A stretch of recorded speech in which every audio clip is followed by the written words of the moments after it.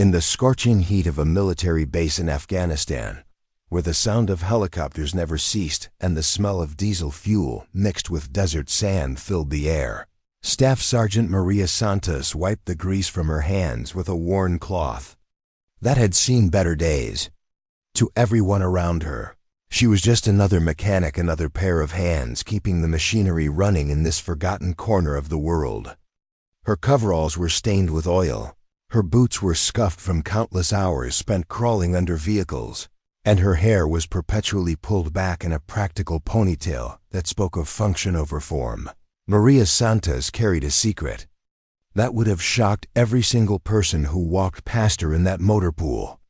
A secret that lived in the shadows of her past, in the classified files that bore a call sign that had once struck fear into the hearts of enemies and inspired awe in allies. A call sign that belonged to one of the most decorated fighter pilots in recent military history. Before we jump back in, tell us where you're tuning in from, and if this story touches you, make sure you're subscribed, because tomorrow, I've saved something extra special for you. The transformation from decorated fighter pilot to grease-stained mechanic hadn't happened overnight. It was the result of a single moment that changed everything. A moment that haunted Maria's dreams and shaped every decision she made afterward. But on this particular Tuesday morning, as she bent over the engine of a Humvee that had seen better days, Maria had no idea that her carefully constructed new life was about to collide with her legendary past. The base was like any other forward operating base in Afghanistan, a collection of prefabricated buildings, concrete barriers, and dust that seemed to coat everything no matter how often you cleaned it.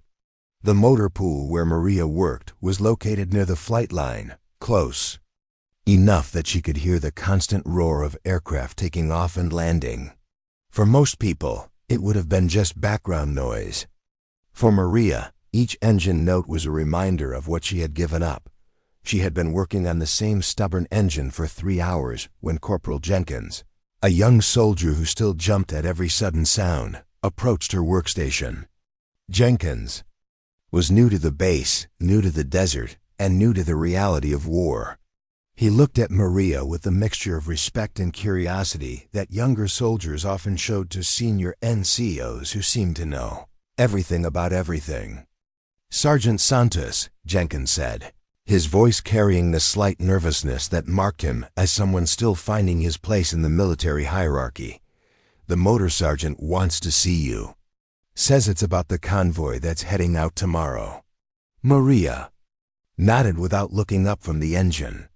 Tomorrow's convoy was going to be a big one, medical supplies and equipment heading to a remote outpost that had been cut off for weeks due to increased insurgent activity in the area.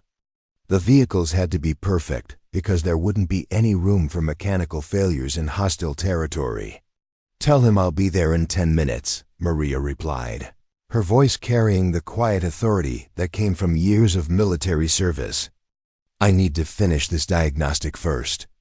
Jenkins hesitated for a moment, as if he wanted to say something else, but then nodded and jogged back toward the main office. Maria watched him go, remembering when she'd been that young and uncertain. It felt like a lifetime ago, though it had only been 8 years since she had first enlisted. The engine finally cooperated, and Maria was able to identify the problem, a faulty fuel injector that would need to be replaced. She made a note on her clipboard and headed toward the motor pool office, where Motor Sergeant Patterson was waiting with a concerned expression on his weathered face.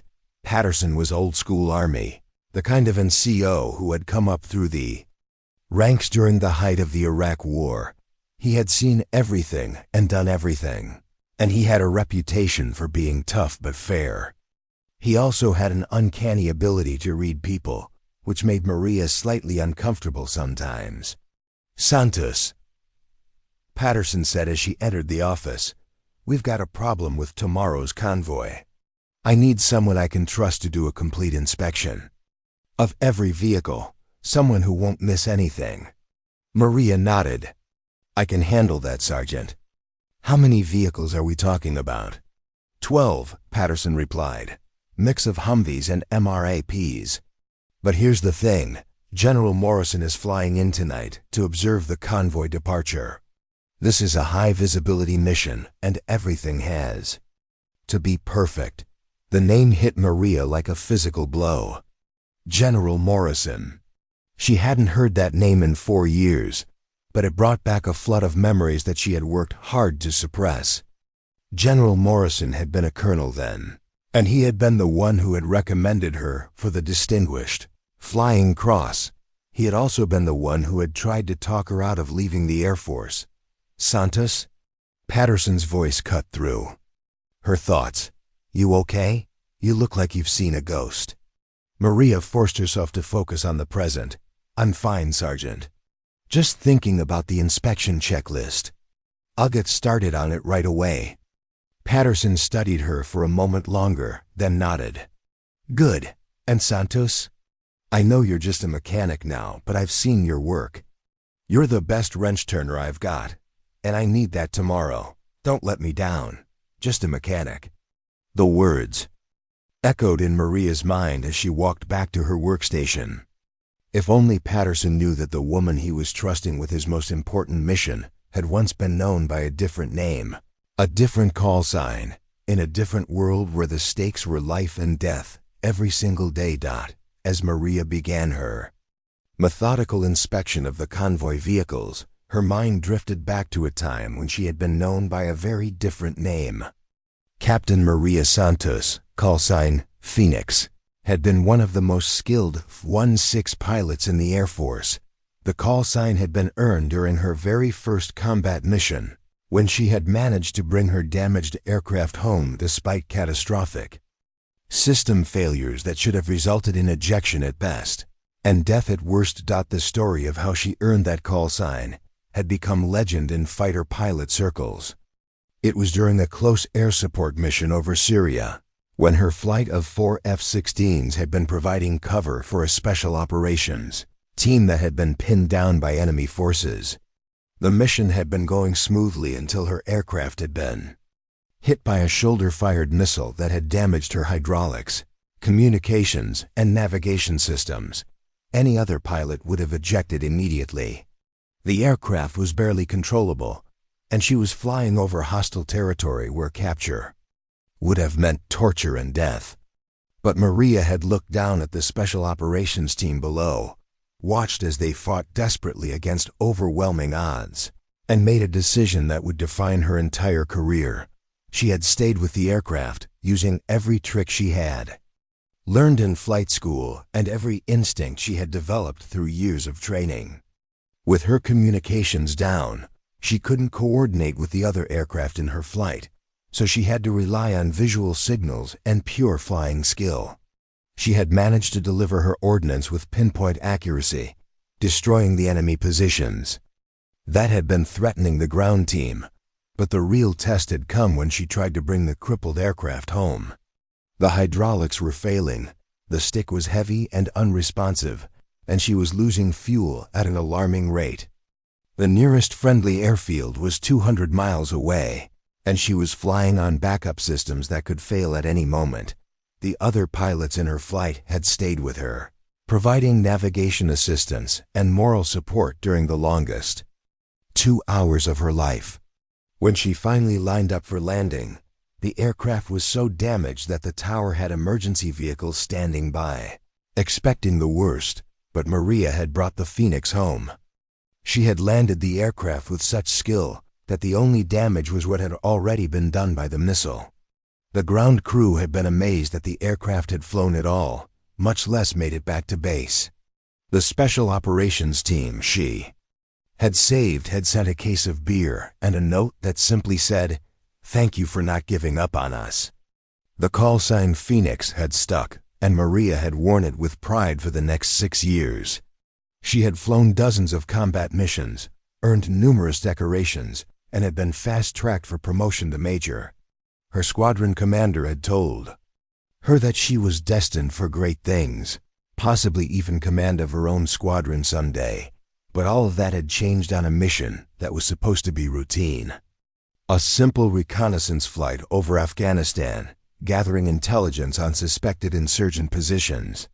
Maria had been flying with her wingman, Lieutenant Sarah Chun, a younger pilot who looked up to Maria like a big sister. They had been friends, as well as fellow pilots, and Chun had often joked that she wanted to be just like Phoenix when she grew up. The mission had been going perfectly until they had been jumped by enemy fighters, Soviet-era MiGs that had appeared out of nowhere, flown by pilots who knew what they were doing. The engagement had been fast and vicious, with both sides using every advantage they could find. Maria had shot down one of the enemy aircraft, but not before Chun's F-16 had been hit. The younger pilot had ejected, but her parachute had carried her down into hostile territory. Maria had watched helplessly as enemy forces on the ground had converged on Chun's position. What happened next had been classified at the highest levels, but the basic facts were these.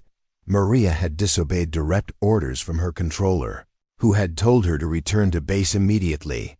Instead, she had stayed in the area, using her remaining weapons to keep the enemy forces away from Chun's position until a rescue helicopter could arrive. The rescue had been successful. Chun had been pulled out alive with only minor injuries, but the cost had been enormous.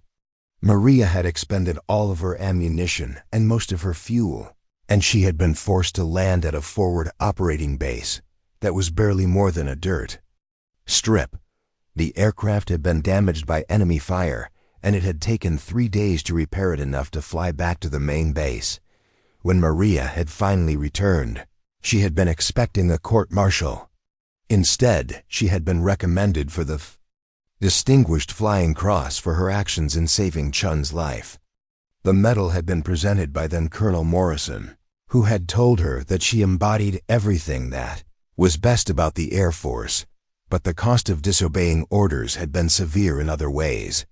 Maria had been grounded pending a full investigation, and during those weeks of waiting, she had time to think about what she had done and why she had done it.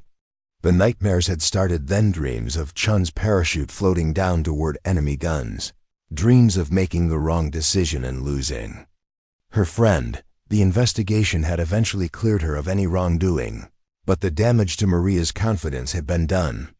She had requested a transfer to a non-flying position, and when that had been denied, she had made the decision that shocked everyone who knew her. She had resigned her commission and enlisted in the Army as a mechanic. The transition had been brutal.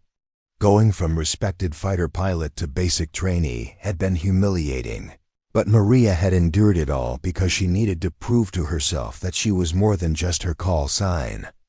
She needed to know that she could serve her country in other ways, ways that didn't require split-second decisions that could cost lives.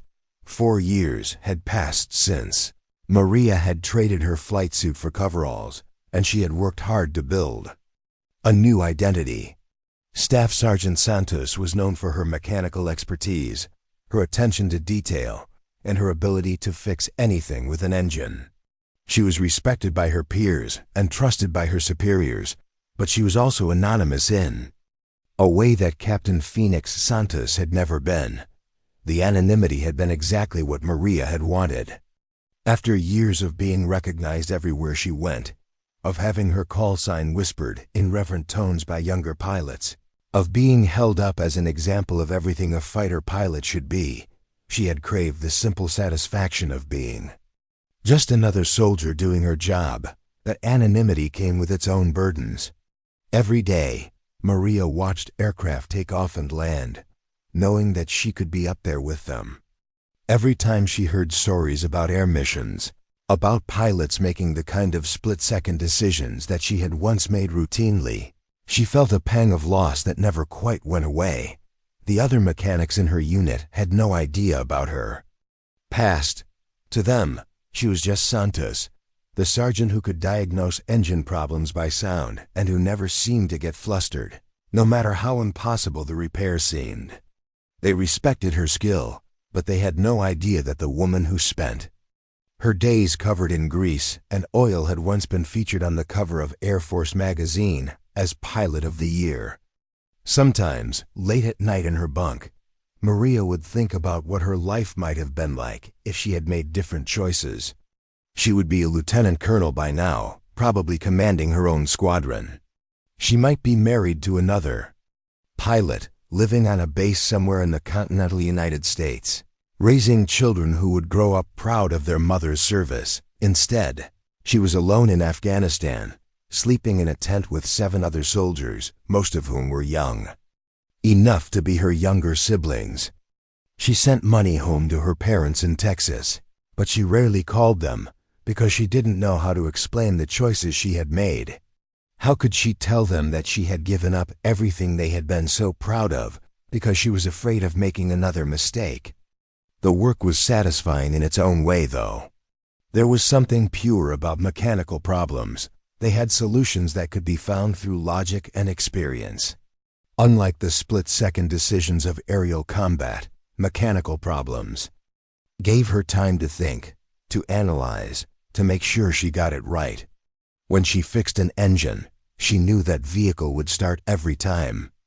When she repaired a transmission, she knew it would get the soldiers home safely. But the satisfaction of the work couldn't completely fill the void left by her flying career. Every time she saw the F-16s taking off from the base, she felt a familiar ache in her chest.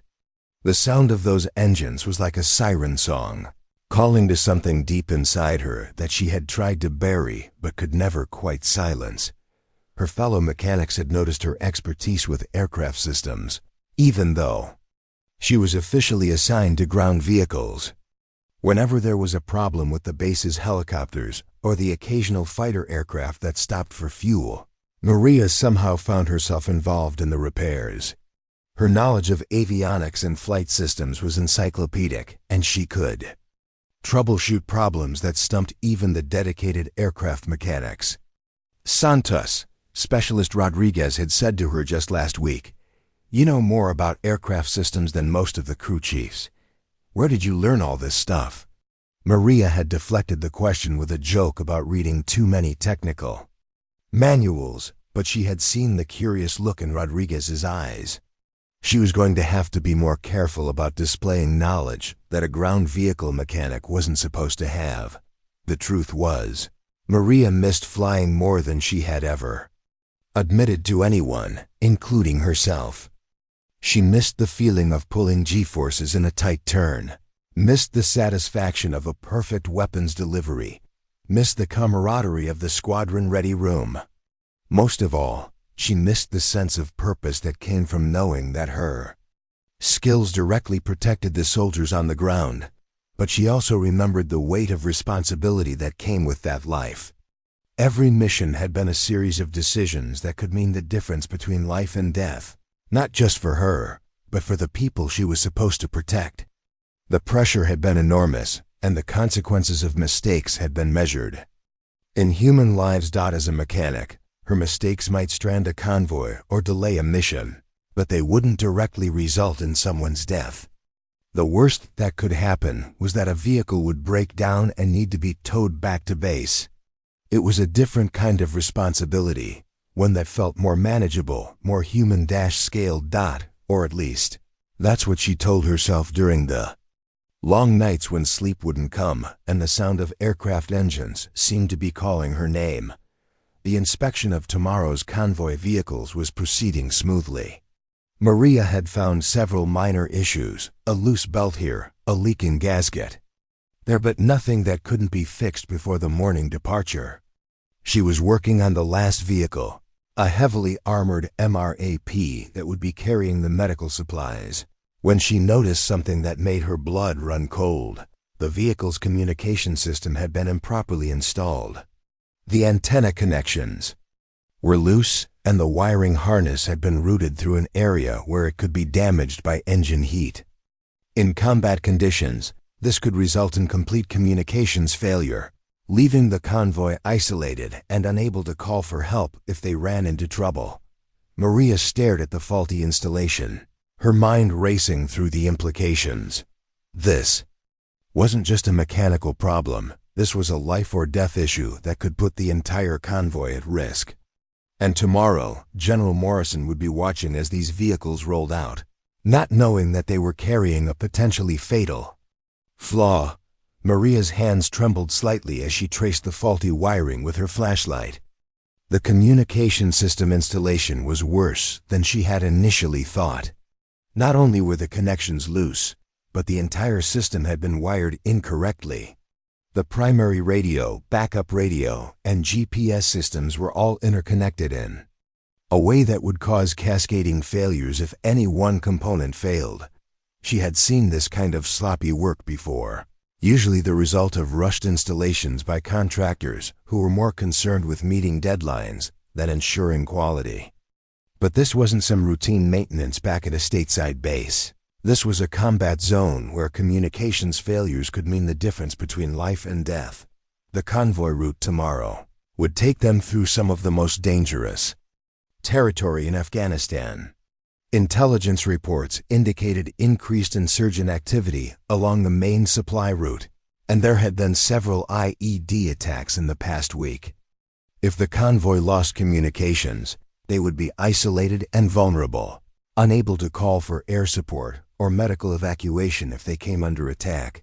Maria immediately began documenting the problems with her camera, taking detailed photos of the incorrect wiring and loose connections. She would need to show Motor Sergeant Patterson the extent of the problems, and she would need to convince him to delay the convoy departure until proper repairs could be made.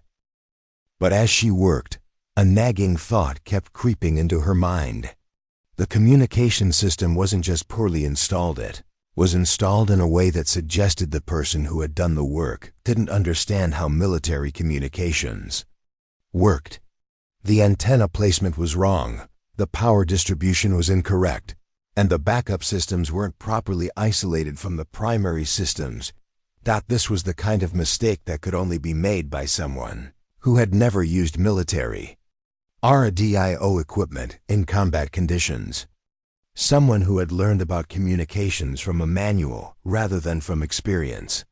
Someone who had never been in a situation where a radio failure could cost lives. Maria finished documenting the problems and headed back to the motor pool office, her mind already working through the logistics of making the necessary repairs. She would need to completely rewire the communication system, which would take at least 6 hours of work.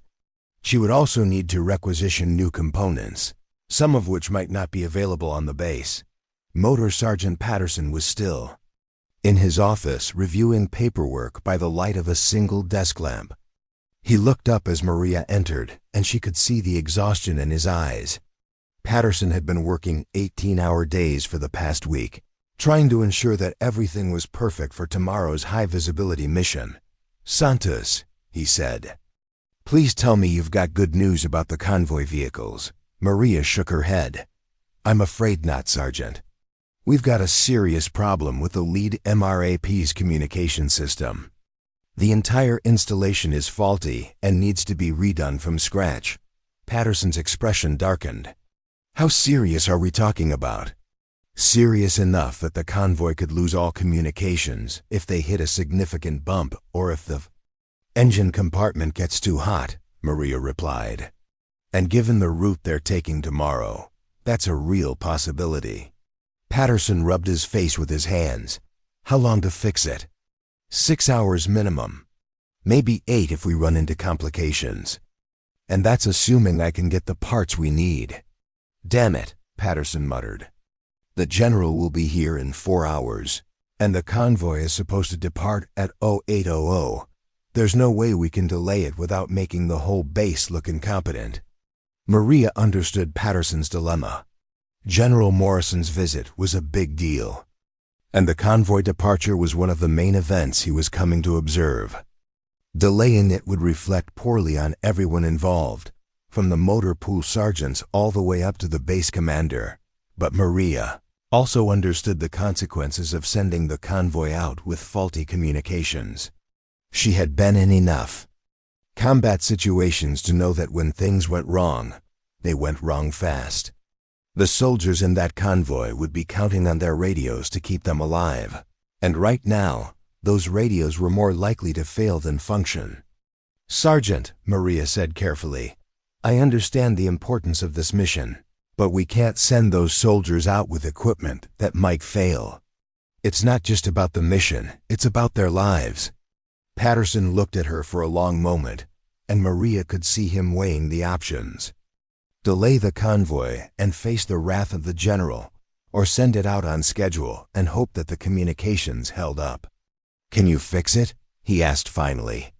"Yes, but not by 0800. I need at least 6 hours. And it's already 2200. Patterson stood up and walked to the window, looking out at the darkened base. "What if we sent a different vehicle as the lead? One of the other MRAPs? I've inspected all the vehicles, Sergeant. The other MRAPs have their own issues, though nothing as serious as this. But the lead vehicle needs to have the most reliable communications because that's where the convoy commander will be." Maria paused, then made a decision that would change everything. "Sergeant, I need to tell you something. I have experience with military communications that goes beyond what you might expect from a mechanic. I know how critical this system is, and I know what happens when it fails in combat." Patterson turned back to her, his eyebrows raised. "What kind of experience?" Maria took a deep breath. She had kept her secret for 4 years, but now lives were at stake. "I used to be a pilot, Sergeant. I know what it's like to depend on communications in hostile territory, and I know what happens when those communications fail." "A pilot?" Patterson's voice was skeptical. "What kind of pilot?" "Fighter pilot. Air Force. I did 3 tours in combat zones before I enlisted in the Army." Patterson stared at her for a long moment. "You're telling me that one of my mechanics is a former fighter pilot?" "Yes, Sergeant. And I'm telling you that if we send that convoy out with faulty communications, we're putting those soldiers at unnecessary risk." Preparing and narrating this story took us a lot of time, so if you are enjoying it, subscribe to our channel. It means a lot to us. Now back to the story.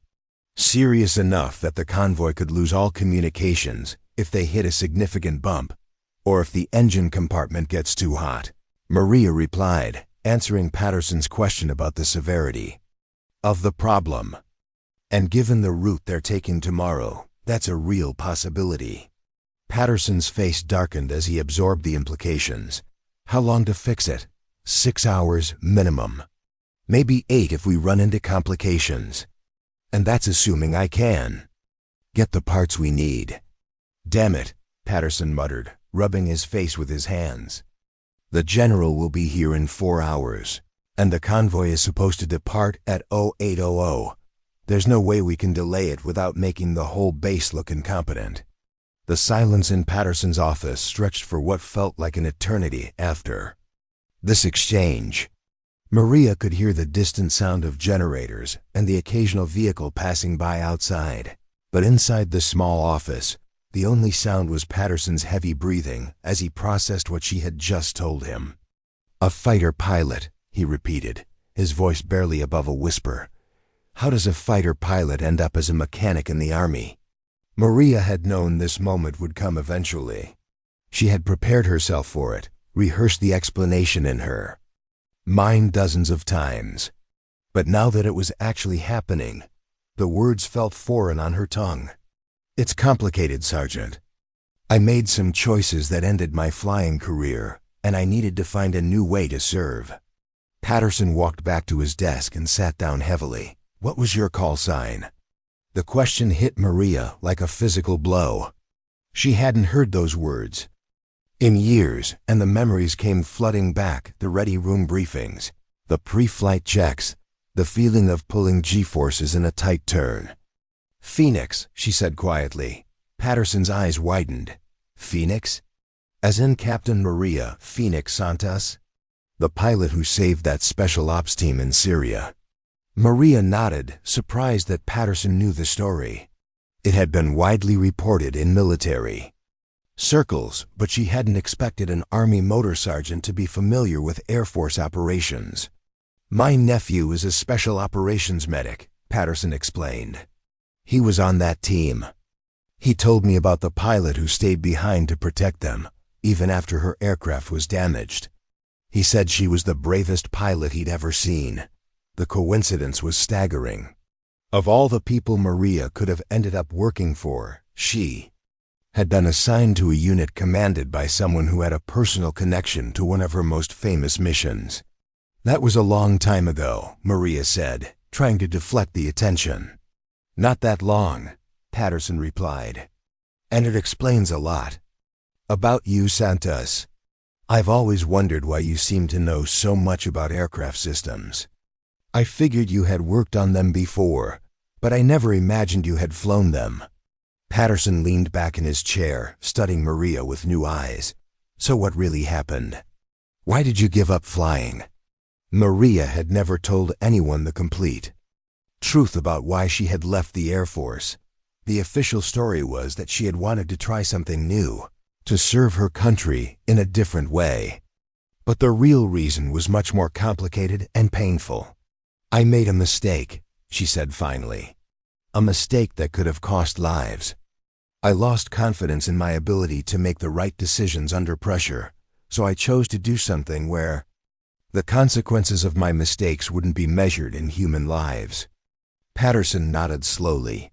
But you're telling me that your experience as a pilot makes you certain that this communication system is a critical problem?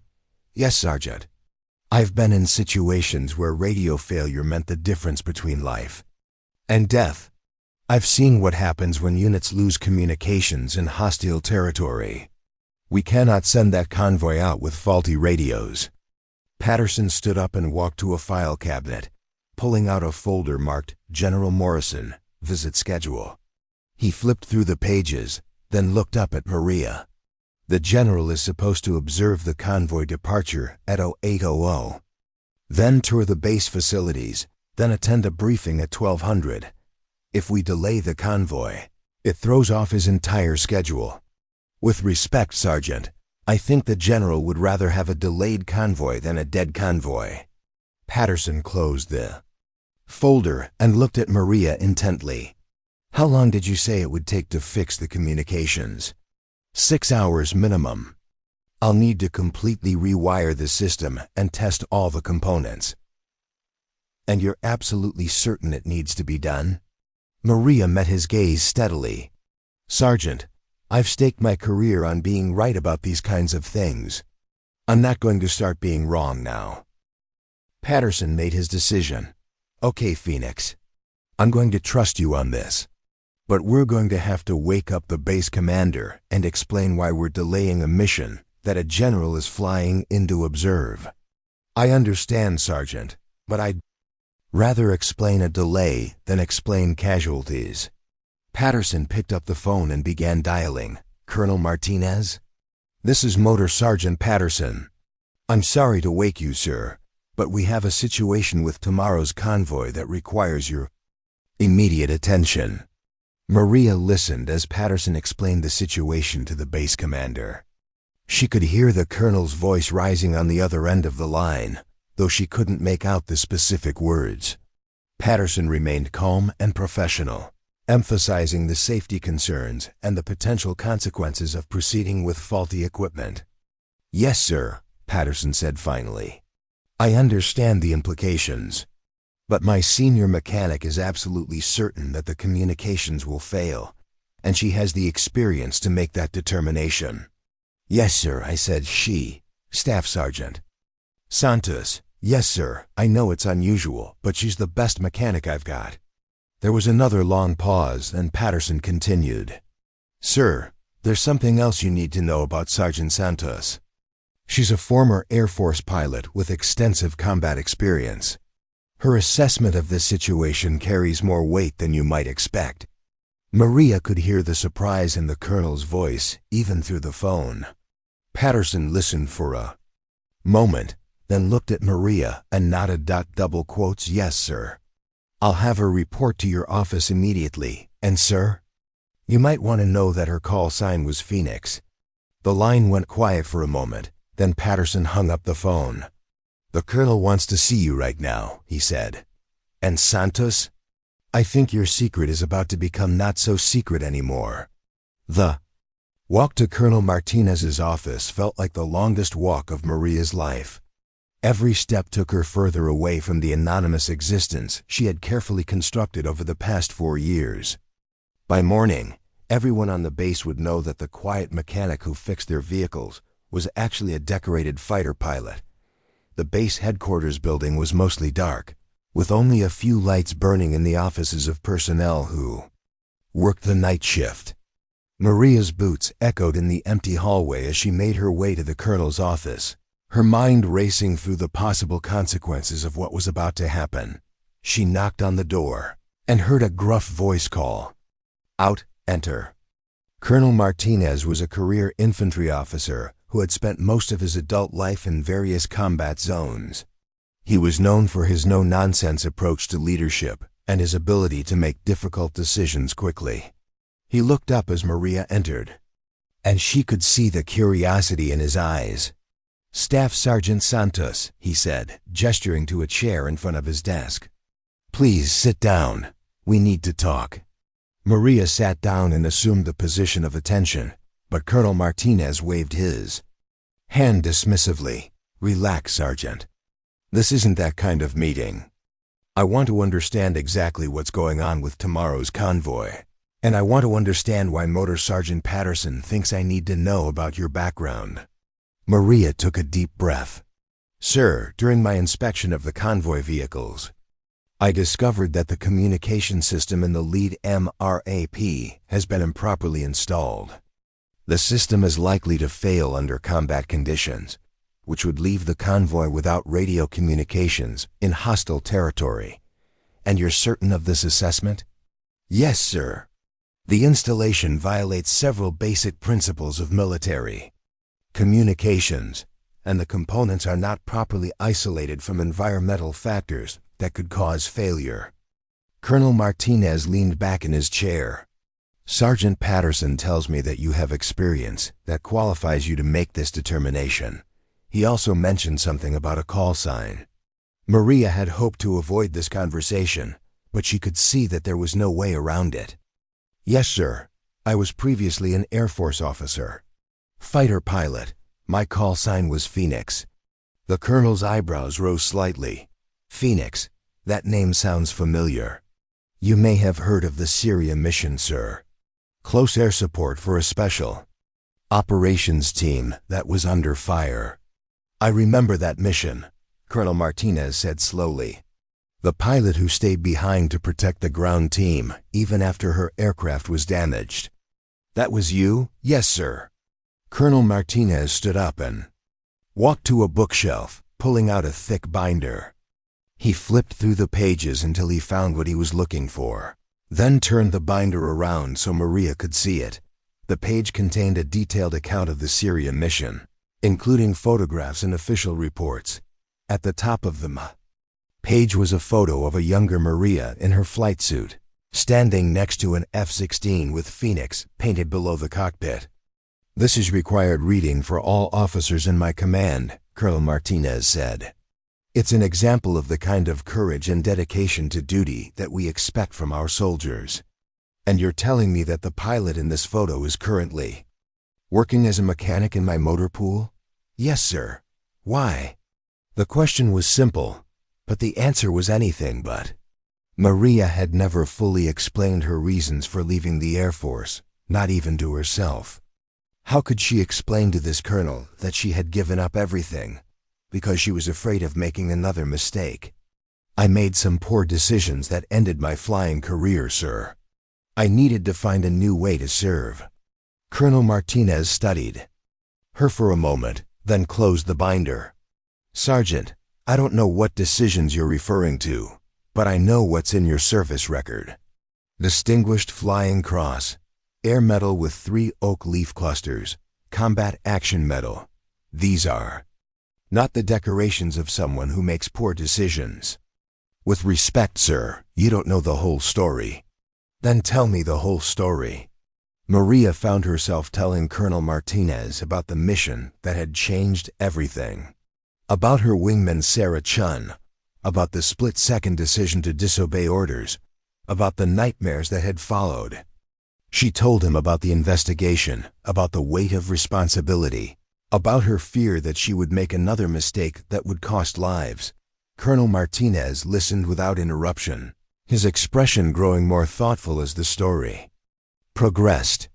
When Maria finished, he was quiet for a long moment. "So you gave up flying because you were afraid of making another mistake?" "Yes, sir." "And you became a mechanic because you thought the consequences of your mistakes would be less severe?" "Yes, sir." Colonel Martinez shook his head. "Sergeant, do you realize that your expertise as a mechanic has probably saved more lives than you ever did as a pilot? Every vehicle you've repaired, every system you've maintained, every safety issue you've identified, all of that has contributed to keeping soldiers alive." Maria had never thought of it that way. She had always viewed her work as a mechanic as a step down from her previous career, a way to serve without the pressure of life or death decisions. But the colonel's perspective was different. He saw her mechanical expertise as another form of protecting lives. "And now," Colonel Martinez continued, "your expertise is telling you that tomorrow's convoy is in danger if we proceed with faulty communications. Is that correct?" "Yes, sir." "The communication system needs to be completely rewired before that convoy can safely depart." Colonel Martinez looked at his watch. "It's now 2,300 hours.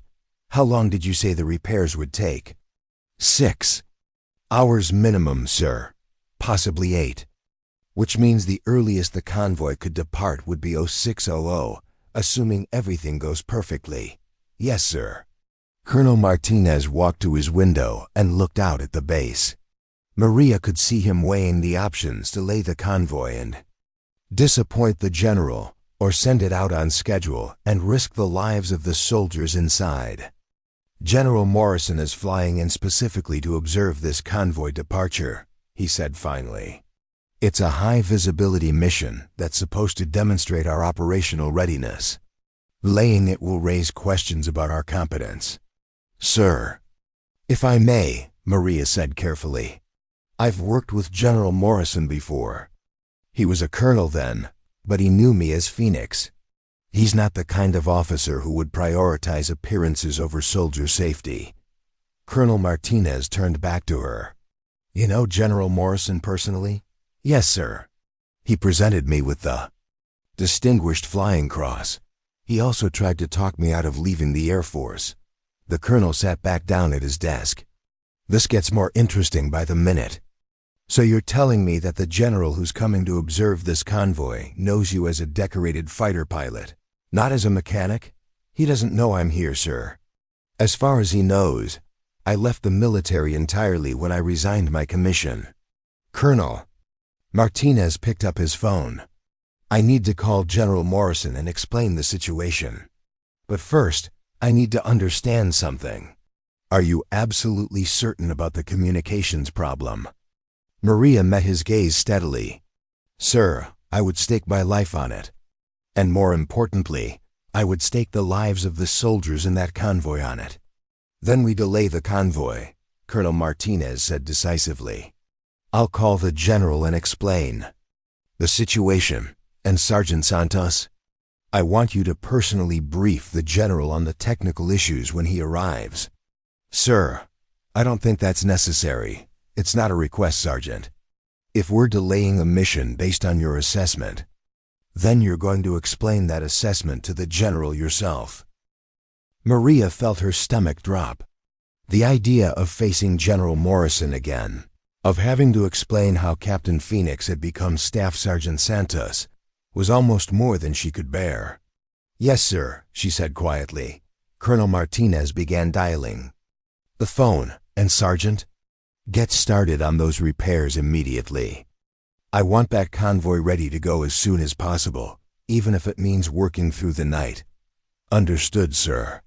As Maria left the colonel's office, she could hear him beginning his conversation with General Morrison.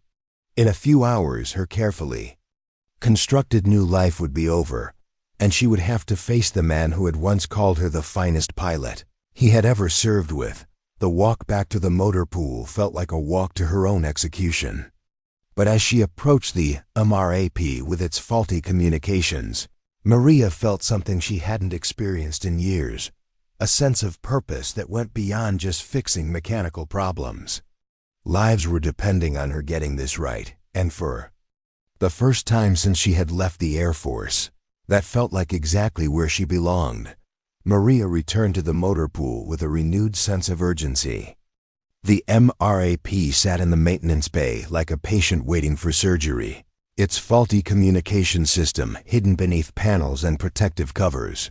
She gathered her tools and began the methodical process of completely rewiring the vehicles. Communications. The first step was to remove all of the existing wiring and components. As she worked, Maria documented each connection point and took photographs of the faulty installation. The more she examined the work, the more appalled she became.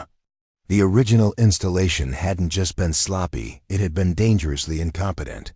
The primary radio had been connected to the vehicle's electrical system without proper surge protection, which meant that a simple voltage spike could fry the entire communication suite. The backup radio was wired through the same circuit as the primary, eliminating any redundancy. The GPS system shared power with the engine diagnostics, creating a situation where engine problems could knock out navigation. But the most dangerous flaw was in the antenna system. The antennas had been mounted in locations where they would interfere with each other, creating dead zones where the radios would be completely ineffective. In combat conditions, these dead zones could be the difference between calling for help and dying in silence. As Maria worked, other mechanics began to arrive for the early shift. Word had spread quickly through the base that something unusual was happening in the motor pool. Specialist Rodriguez was the first to approach her workstation. "Santos, what are you doing here so early?" he asked, then noticed the torn-apart communication system. "What happened to the MRAP?" "Complete rewiring," Maria replied without looking up from her work. "The communication system was installed incorrectly." Rodriguez whistled low. "That's a big job." "You've been here all night?" "Since 2300, Maria confirmed. "Need to get it done before the convoy departs." "I heard the convoy got delayed," Rodriguez said. "Something about a general flying in to observe." "You know anything about that?" Maria's hands paused for just a moment before resuming their work. "I know that this vehicle needs to be ready when the convoy does depart, whenever that is." Other mechanics began gathering around the MRAP, curious about the extensive repairs. Maria found herself explaining the technical problems to an increasingly large audience. Her detailed knowledge of communication systems impressed the younger mechanics, though she was careful not to reveal too much about the source of her expertise. "Santos," asked Corporal Williams, a communications specialist who had been assigned to the motor pool, "how do you know so much about radio systems?" "This isn't standard ground vehicle stuff. I've worked on aircraft systems before," Maria replied. Which was technically true. Communications are communications, regardless of the platform. Williams examined the work Maria had done so far. "This is professional-level installation work. Where did you learn to do this?" Before Maria could answer, Motor Sergeant Patterson appeared at the workstation. "How's the progress, Santos?" "About halfway done, Sergeant. I should have it completed by 0600 if I don't run into any complications." Patterson nodded. "Good. And Santos?" "The Colonel wants to see you in his office at 0700 for a briefing with the General." The announcement caused a stir among the gathered mechanics. A briefing with a general was not something that happened to ordinary staff sergeants, especially not mechanics. Rodriguez and Williams exchanged curious glances. "Why does the general want to see Santos?" Rodriguez asked. "Because she's the one who identified the problem," Patterson replied. "And because she's the expert on communication systems." After Patterson left, the questions came fast and furious. Maria tried to deflect them while continuing her work, But she could see that her fellow mechanics were beginning to piece together, that there was more to her story than she had let on. "Santos," William said thoughtfully, "you really know your way around military communications. And I mean really know. This isn't something you learn from a technical manual."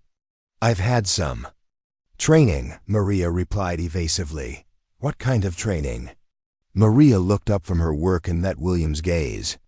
"The kind that taught me that people die when communications fail." The seriousness in her voice silenced the questions, at least for the moment. Maria returned to her work, but she could feel the curious stares of her fellow mechanics. Her secret was unraveling, and there was nothing she could do to stop it. As the night wore on, Maria worked with the focused intensity that had made her a successful fighter pilot. Every connection had to be perfect. Every wire had to be properly routed. Every component had to be tested and retested. The lives of the convoy crew depended on her getting this right. At 0400, she began testing the primary radio system. The signal was clear and strong, with no interference from the other systems. She moved on to the backup radio, then the GPS, then the intercommunication system. Each component functioned perfectly, but Maria knew that individual function wasn't enough. The real test was how all the systems worked together under stress. She began running integrated tests, simulating the kind of electrical and mechanical stress that the vehicle would encounter in combat conditions. She tested the surge protection, the vibration isolation, the thermal management. Every system had to work flawlessly, because there would be no second chances once the convoy entered hostile territory. At 0530, Specialist Rodriguez returned to the motor pool with coffee and breakfast. "Thought you might need this," he said, handing Maria a steaming cup. "Thanks," Maria said gratefully. She had been working for over 6 hours, and the caffeine was welcome. "Santos," Rodriguez said hesitantly, "I don't know what your background is, but I've never seen anyone work on communications like this. You're not just fixing the system, you're rebuilding it from the ground up." "That's what it needed," Maria replied. "But how did you know what it needed? This isn't standard motor pool work." Maria took a sip of coffee and looked at Rodriguez. In a few hours, everyone would know the truth anyway. "Rodriguez, can I ask you something?" "Sure. If you had a choice between being really good at something dangerous or being pretty good at something safe, which would you choose?" Rodriguez considered the question. "I guess it would depend on how much good I could do with the dangerous thing. And if the dangerous thing scared you, if you weren't sure you could handle the pressure, then I'd probably choose the safe thing. But I'd always wonder what might have been." Maria nodded. "That's exactly what I did. And now I'm wondering what might have been." At 0600, Maria completed the final tests on the communication system. Every component was functioning perfectly, and the integrated system was performing better than military specifications required. She had rebuilt the entire communications suite from the ground up, creating a system that would function reliably even under the most extreme combat conditions.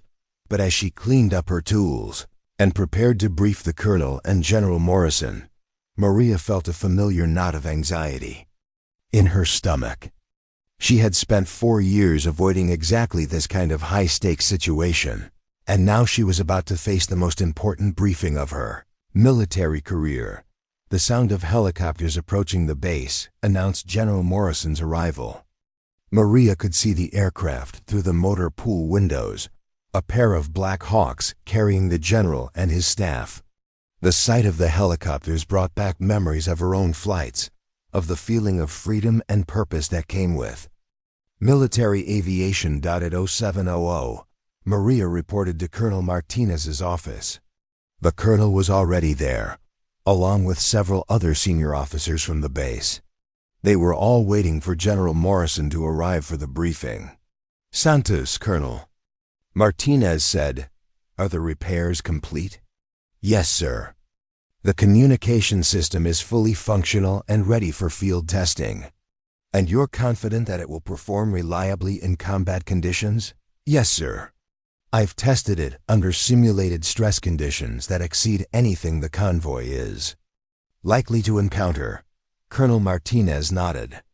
Good. When the general arrives, I want you to give him a technical briefing on the problems you found and the repairs you made. Be thorough, but keep it concise. Understood, sir. A few minutes later, the door opened and General Morrison entered the office. Maria's breath caught in her throat. The general looked exactly as she remembered him, tall, distinguished, with the kind of commanding presence that came from decades of military leadership. His hair was a bit grayer than she remembered, and there were new lines around his eyes, but he was unmistakably the same man who had presented her with the Distinguished Flying Cross. Colonel Martinez, the general said, shaking hands with the base commander. I understand we have a situation with the convoy. Yes, sir. My senior mechanic identified critical problems with the communication system that required immediate attention. I'd like her to brief you on the technical details. General Morrison turned to look at Maria, and she saw the exact moment when recognition dawned in his eyes. His expression shifted from polite interest to complete shock. Captain Santos? He sighed, his voice barely above a whisper. Staff Sergeant Santos now, sir, Maria replied. Coming to attention. The general stared at her for a long moment, clearly struggling to process what he was seeing. Phoenix, what are you doing here? I'm assigned to the motor pool, sir. I'm the mechanic who identified the communication problems. General Morrison looked around the room at the other officers, all of whom were watching this exchange with fascination. Colonel Martinez, could I have a moment alone with Sergeant Santos? Of course, sir. We'll be right outside. After the other officers left, General Morrison walked to the window and looked out at the base. Phoenix, he said, using her old call sign. I tried to find you after you left the Air Force. I wanted to convince you to reconsider your decision. I know, sir. I made sure I couldn't be found. Why? The general turned back to her. You were one of the most promising pilots I'd ever seen. You had a bright future ahead of you. Maria had prepared for this conversation, but now that it was happening, the words felt inadequate. I lost confidence in my ability to make the right decisions under pressure, sir. I was afraid I'd make another mistake that would cost lives. Another mistake? Phoenix, you never made any mistakes. Your record was exemplary. The Chun mission. The Shun mission was a textbook example of courage and skill under pressure. You saved your wingman's life by disobeying orders, and you were right to do it. Maria shook her head. I put my personal feelings ahead of military discipline. I could have compromised the entire mission. You made a split-second decision to save a fellow pilot's life, and you executed that decision flawlessly. That's what good pilots do. But the nightmares, the second-guessing, the weight of responsibility, are part of being a leader, General Morrison interrupted. Every good commander questions their decisions. The ones who don't are the ones who make real mistakes. Maria felt tears welling up in her eyes. Sir, I just couldn't handle the pressure anymore. I was afraid I'd freeze up when it mattered most. General Morrison walked over and stood in front of her. Phoenix, do you know what you've accomplished here? You identified a critical safety issue that could have gotten people killed.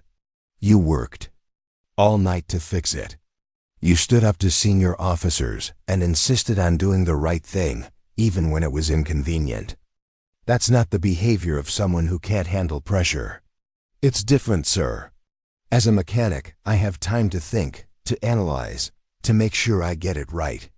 As a pilot, everything happens so fast, and you were one of the best at making those fast decisions. Your instincts were exceptional, your technical skills were superior, and your judgment was sound.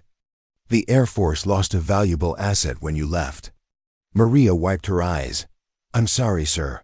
I know I disappointed you. You didn't disappoint me, Phoenix. You surprised me. But now I understand why you made the choice you did. You were scared. And you chose a path that felt safer.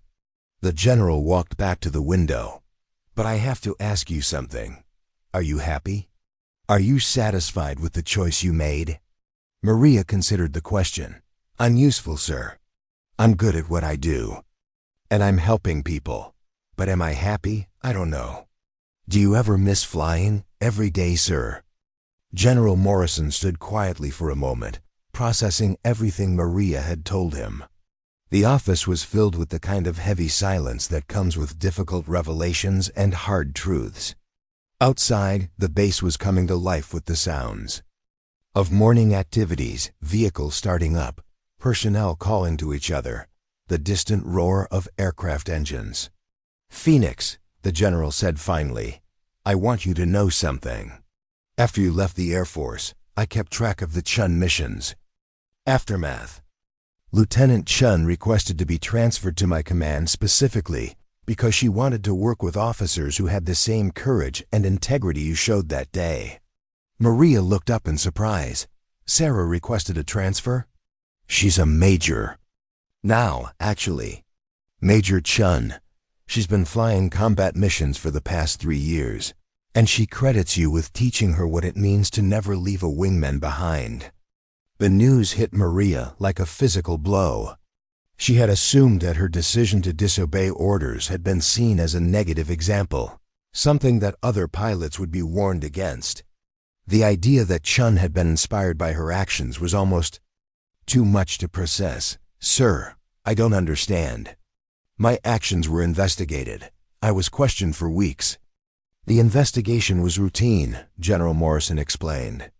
"Anytime someone disobeys direct orders, there has to be an official inquiry. But the conclusion was that your actions were justified by the circumstances. You made the right call." Phoenix. Maria felt something breaking inside her, a wall she had built around her heart to protect herself from the pain of losing her flying career. And why did I feel so guilty? Why did I have nightmares about making the wrong decision? "Because you cared," the general said simply. "Because you understood the weight of responsibility that comes with command decisions. The pilots who don't have nightmares are the ones I worry about." General Morrison walked back to Colonel Martinez's desk and sat down in one of the chairs. "Phoenix, I want to offer you something. A chance to come back to the Air Force as a commissioned officer. We have a program for former officers who want to return to service." Maria's heart stopped. "Sir, I'm not sure I'm ready. You don't have to decide right now. But I want you to know that the door is open. The Air Force needs pilots like you pilots who understand that the mission isn't just about flying fast and dropping bombs. It's about protecting the people who depend on us." Before Maria could respond, there was a knock on the door. Colonel Martinez entered, followed by Motor Sergeant Patterson. "General, I'm sorry to interrupt, but we have a situation developing. Intelligence reports indicate that insurgent activity has increased significantly along the convoy route. The convoy commander is requesting immediate departure." General Morrison stood up. "How long until the convoy can depart?" "The vehicles are ready now, sir," Patterson replied. "Sergeant Santos completed the communication repairs ahead of schedule." "Then let's get them moving. But first, I want to observe the pre-departure communications check personally." The group walked to the motor pool where the convoy vehicles were lined up and ready to go. The soldiers who would be making the dangerous journey were conducting their final equipment checks, their faces showing the mixture of determination and nervous energy that Maria remembered from her own pre-mission briefings. The convoy commander, a young captain named Johnson, was standing next to the lead MRAP when they arrived. He saluted the general and began briefing him on the mission parameters. "Sir, we're transporting critical medical supplies to forward operating Base Bravo. The route will take us through several high-risk areas, but intelligence indicates that early morning is the safest time for transit." General Morrison nodded. "Captain, I understand there were some issues with your communication systems?" "Yes, sir. Staff Sergeant Santos identified problems and worked through the night to fix them. The systems are now fully operational. I'd like to observe the communications check, the general said. Captain Johnson looked at Maria. Sergeant Santos would. You conduct the check? Maria felt all eyes on her as she approached the MAR-AP. This was the moment of truth, the test that would determine whether her all-night repair work had been successful. She climbed into the vehicle and began systematically checking each communication system. The primary radio connected immediately to the base communication center. The signal was clear and strong, with no interference or static. She switched to the backup radio and confirmed that it was also functioning perfectly. The GPS system showed accurate position data, and the intercommunication system allowed clear communication between all crew positions. But the real test came when she activated all systems simultaneously and began transmitting on multiple frequencies. In the original faulty installation, this would have caused interference and system failures. Now every system operated independently and flawlessly. All systems operational, Maria reported. Primary radio, backup radio, GPS, and intercom all functioning within specifications. General Morrison climbed into the vehicle and examined the work Maria had done. His experienced eye could see the professional quality of the installation, the attention to detail, the redundancy built into every system. This is outstanding work, Sergeant, he said. How long did this take you? About 8 hours, sir. I had to completely rewire the entire system. And you did this based on your assessment that the original installation was unsafe? Yes, sir. The original installation had multiple points of failure that would have left the convoy without communications in a combat environment. General Morrison nodded approvingly. Captain Johnson, you're fortunate to have someone with Sergeant Santos' expertise supporting your mission. As the convoy prepared to depart, Maria found herself standing next to General Morrison, watching the vehicles line up for their dangerous journey. She felt the familiar weight of responsibility. These soldiers were depending on her work to keep them safe. Phoenix, the general said quietly, you've saved lives today. Maybe not in the cockpit of an F-16, but you've saved lives nonetheless. Maria watched as the convoy began moving toward the base exit. I hope so, sir. I know so, the general replied. And I want you to think about what I said earlier. The Air Force needs people like you. As the dust settled from the convoy's departure and the immediate crisis passed, Maria felt the weight of the general's words. The base gradually returned to its normal rhythm, but she knew that nothing would ever be quite the same. The secret she had guarded for 4 years was now known to everyone who mattered, and there was no going back to her anonymous existence. Over the next few hours, as General Morrison completed his inspection of the base facilities, word of Maria's true identity began to spread beyond the motor pool and command staff. The convoy disappeared into the distance, leaving behind a cloud of dust and the lingering smell of diesel exhaust. General Morrison stood with Maria and the other officers, watching until the vehicles were completely out of sight. The base seemed quieter somehow, as if everyone was holding their breath until the convoy reached its destination safely. Colonel Martinez, the general said, I want to be notified immediately when the convoy reaches its destination. Yes, sir. They should arrive at FOB Bravo in approximately 4 hours. General Morrison turned to Maria. Sergeant Santos, I'd like you to join me for the rest of my base tour. I want to see more of the work you've been doing here. The request was unusual, but Maria knew it wasn't really a request. Yes, sir. As they walked through the base facilities, General Morrison asked detailed questions about the maintenance operations, the challenges of keeping equipment operational in a combat environment, and the innovations that had been implemented to improve reliability. Maria found herself explaining technical problems and solutions with the same expertise she had once brought to flight operations. At the aircraft maintenance hangar, They encountered a problem that the base's aircraft mechanics had been struggling with for weeks. One of the base's helicopters had been grounded due to intermittent communication failures that no one had been able to diagnose. "Mind if I take a look?" Maria asked the chief mechanic. The investigation took only a few minutes. Maria quickly identified the problem, a grounding issue that was causing electromagnetic interference with the radio systems. It was exactly the kind of problem that a pilot would recognize immediately, because pilots understood how aircraft systems interacted with each other. "There's your problem," Maria said, pointing to a corroded ground strap. "Replace that, and your communication issues should disappear." The chief mechanic looked at the component Maria had identified. "How did you spot that so quickly?"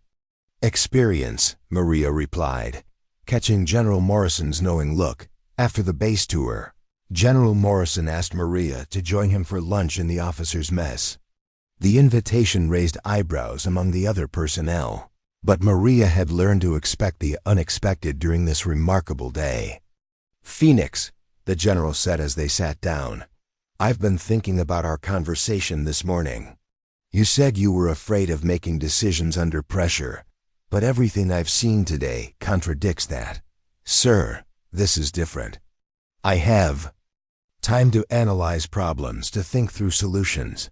Do you?" The general interrupted. "When you identified the communication problem last night, did you have time to analyze it? Or did you make a split-second assessment that lives were at stake?" Maria considered the question. "I suppose it was more instinctive than analytical.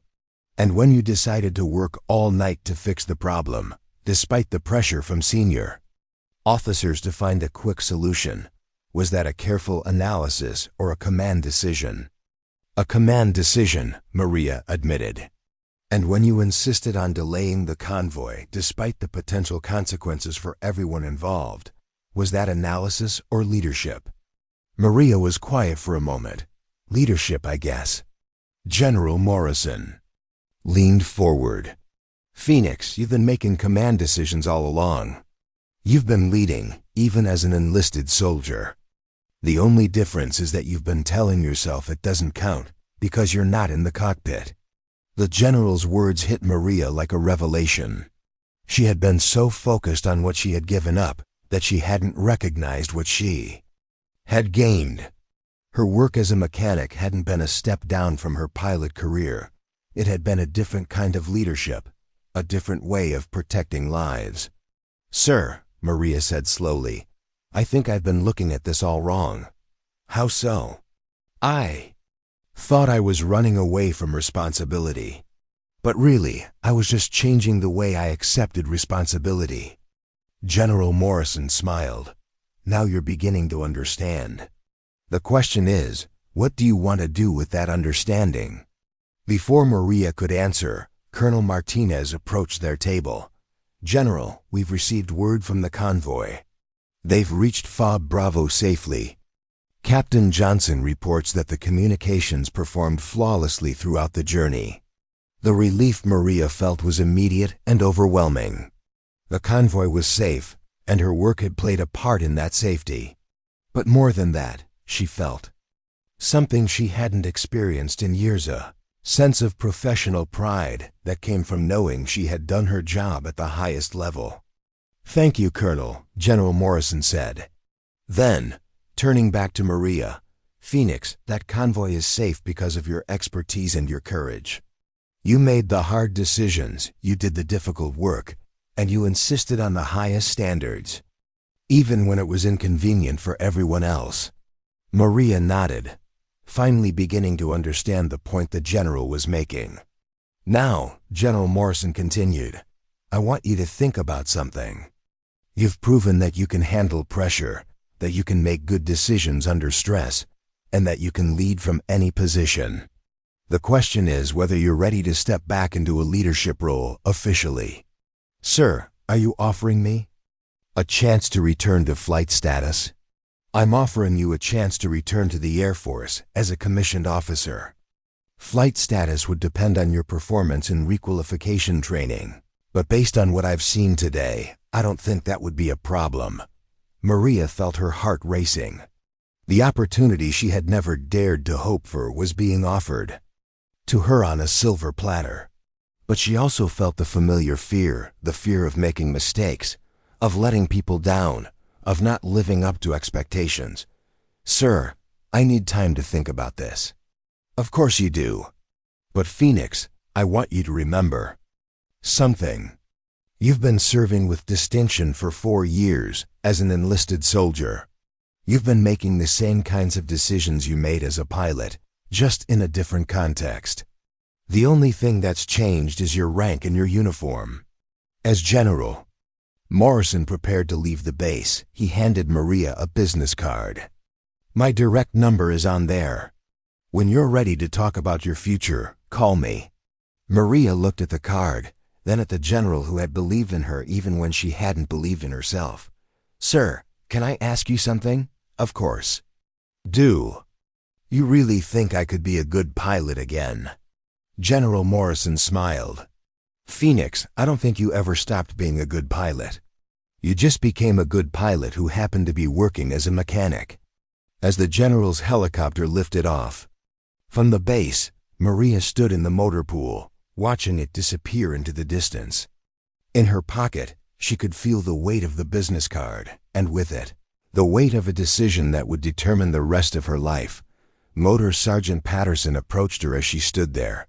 "Santos, that was something else. I've never seen a general spend that much time talking to an enlisted soldier." "It was unusual," Maria agreed. "So what happens now? Are you going to take whatever he offered you?" Maria looked at the aircraft disappearing into the distance, then at the motor pool where she had spent 4 years rebuilding her life. "I don't know, Sergeant. But for the first time in a long time, I'm not afraid to find out." The news of Maria's true identity spread through the base like wildfire. By evening, everyone from the lowest-ranking private to the senior officers knew that the quiet mechanic, who had been fixing their vehicles for months, was actually a decorated fighter pilot. The revelation changed everything about how people looked at her, and Maria found herself struggling to adjust to the sudden attention. Specialist Rodriguez was the first to approach her after the general's departure. He found Maria in the motor pool, methodically cleaning her tools as she did every evening after completing her work. But tonight was different. There was a thoughtfulness to her movements, as if she was seeing everything with new eyes. "Santos," Rodriguez said hesitantly. "Or should I say Captain Santos?" "It's still Staff Sergeant Santos," Maria replied without looking up from her work. "That hasn't changed." "But everything else has changed, hasn't it?" Rodriguez sat down on a nearby toolbox. "I mean, finding out that you used to be a fighter pilot, that's not exactly something you hear every day." Maria finally looked up at him. "Rodriguez, I want you to understand something.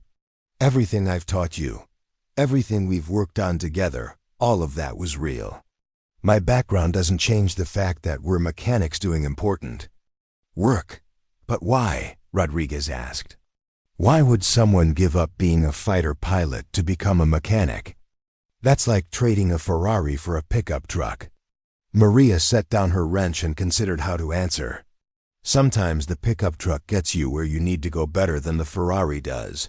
"I don't understand." Maria sat down across from Rodriguez. "Do you remember last month when we were working on that convoy that was heading to the medical outpost? The one where the lead vehicle's engine kept overheating?" "Yeah, you figured out that the cooling system had been installed wrong. And because we fixed that problem, the convoy made it to the outpost on time with medical supplies that saved 3 soldiers' lives. Did it matter that the person who diagnosed the problem used to be a pilot? Or did it matter that the problem got fixed?" Rodriguez thought about it. "The problem getting fixed." "Exactly. The uniform doesn't make the person, Rodriguez.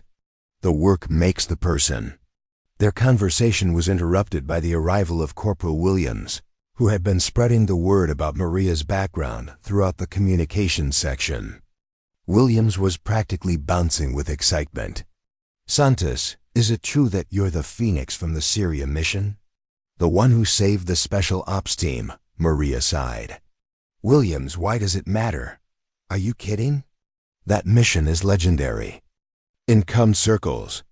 The way you maintained radio contact with the ground team while your own communications were damaged, that's textbook stuff. They teach that mission in the communications school. They teach it? Oh yeah, it's required curriculum. Adaptive communications under combat stress or something like that. The instructor always talks about how the pilot found creative ways to maintain communications, even when her primary systems failed.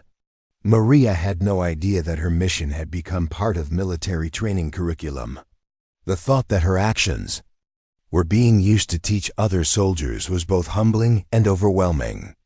The instructor always wondered what happened to that pilot, Williams continued. Nobody could figure out why someone with that kind of skill and courage would just disappear. From the Air Force. People have their reasons, Maria said quietly. But now we know. You've been here the whole time, fixing our communications gear. That's incredible. Word of Maria's identity had also reached the base's pilot community. The small contingent of Air Force personnel assigned to the base had always been a close-knit group. And the revelation that a legendary pilot had been working in their motor pool was the talk of the flight line. Captain Sarah Mitchell, one of the F-16 pilots stationed at the base, sought Maria out that evening. Mitchell was young, probably about the same age Maria had been when she first earned her wings, and she approached with the mixture of awe and curiosity that younger pilots often showed toward their heroes. Sergeant Santos, I'm Captain Mitchell. I was wondering if I could talk to you for a few minutes. Maria looked up from the maintenance report she was completing. What can I do for you, Captain? I wanted to thank you for the work you did on the convoy communications. My squadron provides air support for convoy operations, and knowing that they have reliable communications makes our job a lot easier. Just doing my job, Captain. Mitchell hesitated, then plunged ahead. Sergeant, I have to ask, is it true that you're the Phoenix from the Syria mission? Maria had grown tired of this question, but she could see the genuine admiration in Mitchell's eyes. Yes, Captain, that's true. That mission is legendary among fighter pilots. You're a hero to a lot of us. I'm just a mechanic, Captain. No, you're not, Mitchell said firmly. You're a pilot who happens to be working as a mechanic. There's a difference. The words echoed what General Morrison had said earlier, and Maria found herself considering them more seriously. Maybe there was a difference between being a mechanic and being a pilot who worked as a mechanic. Captain, Maria said carefully, can I ask you something? When you're flying combat missions, do you ever doubt your decisions? Do you ever wonder if you're making the right choices? Mitchell looked surprised by the question. Every single time. Anyone who doesn't doubt their decisions is either lying or dangerous. But how do you deal with that doubt? How do you function when you're not sure you're making the right call? You trust your training, you trust your instincts, and you trust your wingmen, Mitchell replied. And you remember that perfect decisions don't exist, only good decisions made quickly. Maria nodded thoughtfully. And what if you make a decision that puts someone else at risk? Then you deal with the consequences and learn from it. But Sergeant, from what I've heard about your record, you never made a decision that put anyone at unnecessary risk. You always erred on the side of protecting your people. That evening, Maria found herself alone in her quarters for the first time since the morning's revelations.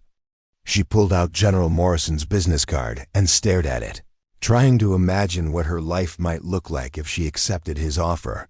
The thought of returning to flight status was both thrilling and terrifying. She missed flying more than she had ever admitted to anyone, but she also remembered the crushing weight of responsibility that came with it.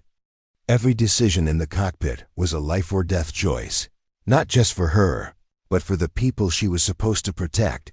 But as she thought about her conversation with Captain Mitchell, Maria began to realize something important. The weight of responsibility hadn't disappeared when she became a mechanic. It had just taken a different form. The convoy that had departed safely that morning was proof of that. Her decisions as a mechanic were every bit as critical as her decisions as a pilot had been. The difference was that she had been telling herself that the mechanic's decisions didn't count as much, that they were somehow less important than a pilot's decisions. But that wasn't true.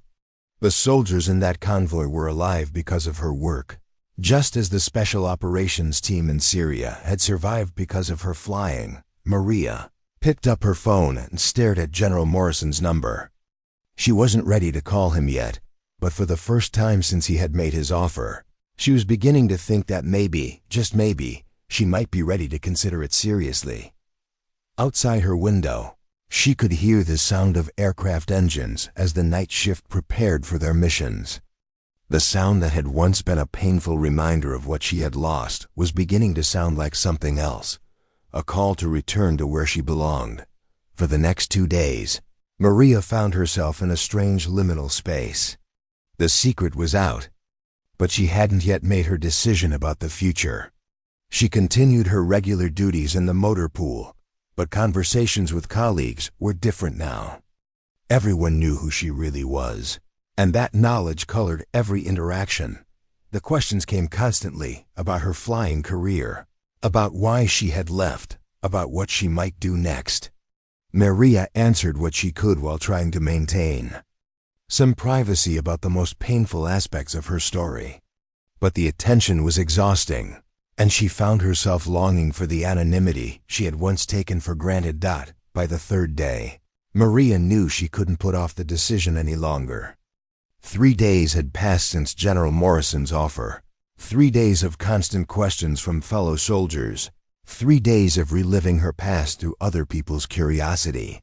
And 3 days of watching aircraft take off and land while feeling a growing ache in her chest that she could no longer ignore.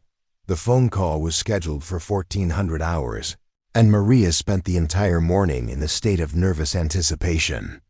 She had prepared talking points, practiced her responses to likely questions, and tried to steel herself for whatever the general might say. But when the time came to actually dial the number, her hands were shaking.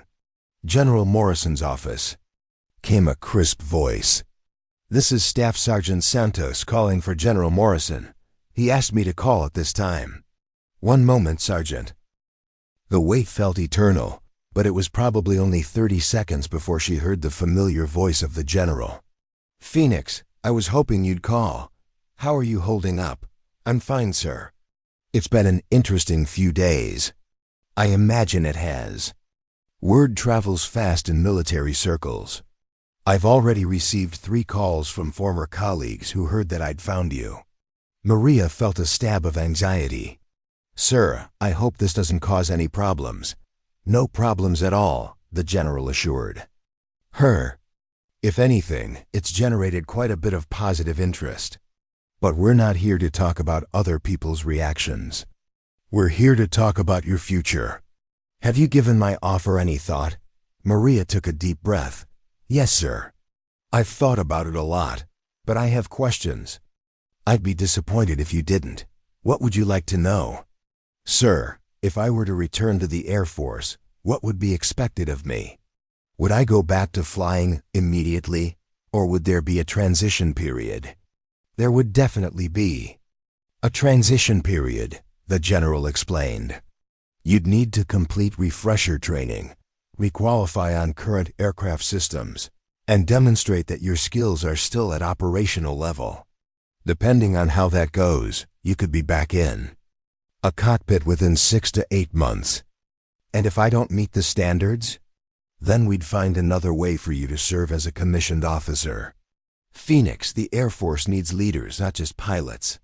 Your experience, both as a pilot and as an enlisted soldier, would make you valuable in any number of roles." Maria found some comfort in that answer. The idea of failing flight training was one of her biggest fears, but knowing that there were alternatives made the risk seem more manageable. Double quotes, "Sir, can I ask you something personal?" "Of course. Do you really think I can be the pilot I used to be? Or would I always be trying to live up to something I can't recapture? There was a long pause before the general answered. Phoenix, let me tell you something. The pilot you used to be was exceptional, but she was also young and inexperienced. In some ways, the woman you are now has 4 years of additional military experience, 4 years of learning about leadership from a different perspective, and 4 years of proving that she can handle pressure and make good decisions. But sir, what if the break in flying has affected my skills? What if I've lost my edge? Then you'll get it back. Flying is like riding a bicycle. Once you learn, it becomes part of you.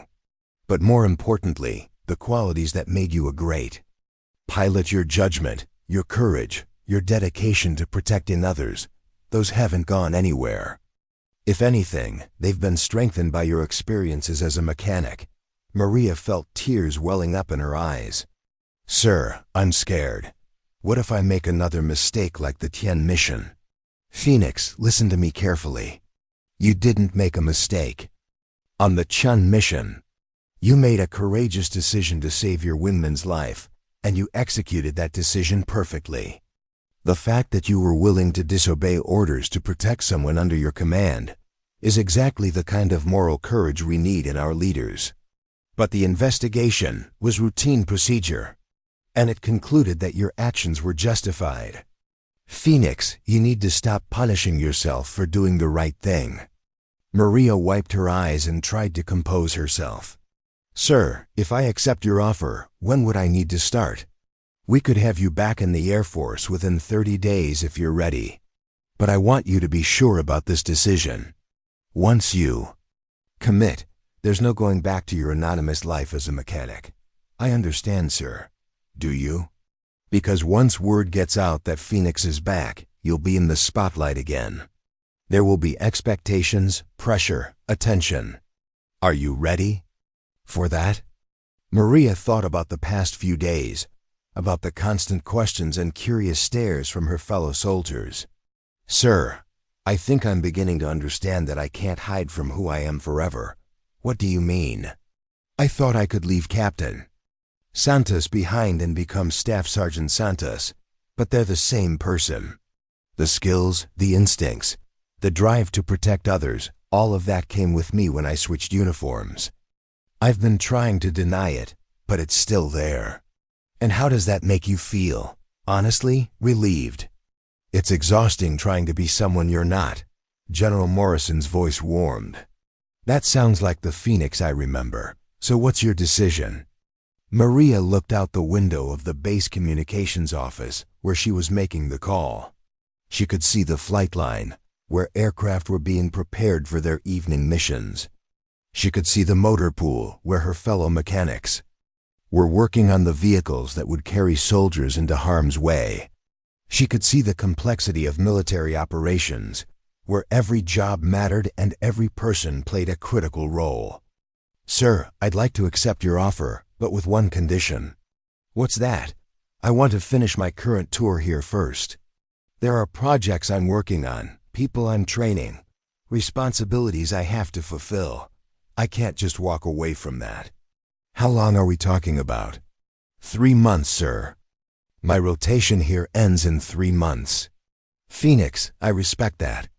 It shows the kind of character that makes you the right choice for this program. 3 months it is. Thank you, sir. No, Phoenix, thank you. The Air Force is lucky to be getting you back. The 3 months that followed General Morrison's phone call were unlike anything Maria had experienced in her military career. Word of her impending return to the Air Force had spread throughout the base and beyond, creating a strange dynamic where she was simultaneously preparing to leave her current life, while also being more engaged with it than ever before. Her fellow mechanics had reacted to the news with a mixture of pride and sadness. Rodriguez, in particular, had taken it hard. I can't believe you're leaving us to go back to being a pilot, he said one morning as they worked together on a particularly stubborn engine. It feels like you're abandoning us. Rodriguez, I'm not abandoning anyone. I'm moving on to the next phase of my career, just like you will someday. But you're so good at this. You're the best mechanic on the base. Why would you want to give that up?" Maria stopped working and looked at Rodriguez. "Remember what I told you about the pickup truck and the Ferrari?" "Yeah. Well, sometimes you need the pickup truck to get you where you're going, but that doesn't mean you have to drive it forever. I needed to be a mechanic for a while, but now I need to be a pilot again. But what if you've forgotten how to fly?" Maria smiled. "Then I'll remember. And if I can't remember, then maybe this is where I belong after all." Her relationship with the base's pilot community had also evolved. Captain Mitchell had become a regular visitor to the motor pool, seeking Maria's advice on everything from aircraft maintenance issues to career decisions. Other pilots had followed suit, and Maria found herself serving as an informal mentor to the younger aviators. "Santos," Mitchell said one afternoon, "can I ask you something?" "Sure." "When you were flying combat missions, how did you deal with the fear?" Maria looked up from the hydraulic system she was servicing. "What kind of fear?" "The fear of making the wrong decision. The fear of getting someone killed." It was a question that Maria had been asking herself for years, and only recently had she begun to understand the answer. "You acknowledge the fear, but you don't let it control you," she said. "Fear is information. It tells you that the situation is dangerous and that you need to be careful. But if you let fear make your decisions for you, you'll never make any decisions at all. But what if you make the wrong decision? Then you learn from it and make better decisions next time." "But Mitchell, you can't let the possibility of making a wrong decision prevent you from making any decision. People are counting on you to act, even when you're not certain." Mitchell nodded thoughtfully. "Is that why you left flying? Because you were afraid of making the wrong decision?" "Partly," Maria admitted. "But I'm beginning to understand that I was already making important decisions as a mechanic. I just convinced myself that they didn't matter as much. And now I know better." As her departure date approached, Maria found herself working on a special project. The base commander had asked her to develop a comprehensive training program for combat vehicle maintenance, drawing on everything she had learned during her time in the motor pool. It was a chance to leave something lasting behind, a way to ensure that her knowledge and experience would continue to benefit soldiers long after she was gone. The project also gave her a chance to work closely with Motor Sergeant Patterson, who had become both a mentor and a friend during her time on the base. "Santos," Patterson said one evening as they reviewed the training materials, "I want you to know that these past 4 years have been some of the best of my career. Having you in my motor pool has been an honor. Sergeant, you gave me a chance to prove myself when I needed it most. I'll never forget that. You didn't need to prove anything. You just needed to remember who you were." Patterson looked at the training materials spread out on his desk. "This program is going to help a lot of soldiers. But more than that, it's going to help them understand that maintenance isn't just about fixing things, it's about saving lives. That's what I hope. And Santos, when you're back in the cockpit, remember what you learned here. Remember that every job in the military matters, and every person wearing the uniform is fighting the same fight." The night before her departure, Maria walked through the base one last time. She visited the motor pool where she had spent countless hours learning to find satisfaction in work that was very different from what she had originally trained for. She walked past the flight line where she had watched aircraft take off and land while dreaming of being back in the cockpit. She stopped by the communications center where she had made the phone call that changed everything. At each stop, she encountered soldiers who wanted to thank her for her work, to wish her luck, or simply to say goodbye. Some of them had worked with her directly, while others knew her only by reputation. But all of them seemed to understand that something significant was happening, that one of their own was moving on to something bigger. The next morning, As Maria packed her few belongings and prepared to leave for her new assignment, she reflected on the journey that had brought her to this point. 4 years ago, she had arrived at this base as a broken former pilot trying to hide from her past. She was leaving as a confident leader ready to embrace her future. The helicopter that would take her to the airfield where she would catch her flight to her new assignment arrived exactly on schedule. As Maria climbed aboard, she could see the motor pool where she had spent so many hours, the flight line where she would soon be working again, and the people who had helped her rediscover who she was meant to be. As the helicopter lifted off, Maria looked down at the base that had been her home for 4 years. It was growing smaller and smaller, but she knew that the lessons she had learned there would stay with her forever. She had learned that service came in many forms, that leadership could be exercised from any position, and that sometimes you had to lose yourself to find yourself. But most importantly, she had learned that Staff Sergeant Maria Santos and Captain Phoenix Santos weren't different people. They were the same person wearing different uniforms, serving in different capacities, but always dedicated to the same mission of protecting others and serving her country. 3 hours later, as her commercial flight took off for her new Air Force assignment, Maria looked out the window at the landscape passing below.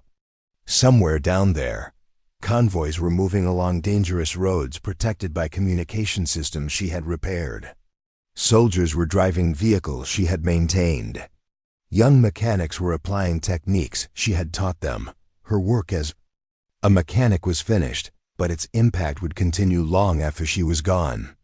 And soon, very soon, she would be back where she belonged in the cockpit of a fighter aircraft, using all of her skills and experience to protect the people who depended on her. The call sign Phoenix had been more prophetic than she had ever realized. She had risen from the ashes of her former life, stronger and wiser than before. And now, finally, she was ready to fly again. Up next, you've got 2 more standout stories right on your screen. If this one hit the mark, you won't want to pass these up. Just click and check them out. And don't forget to subscribe and turn on the notification bell so you don't miss any upload from us.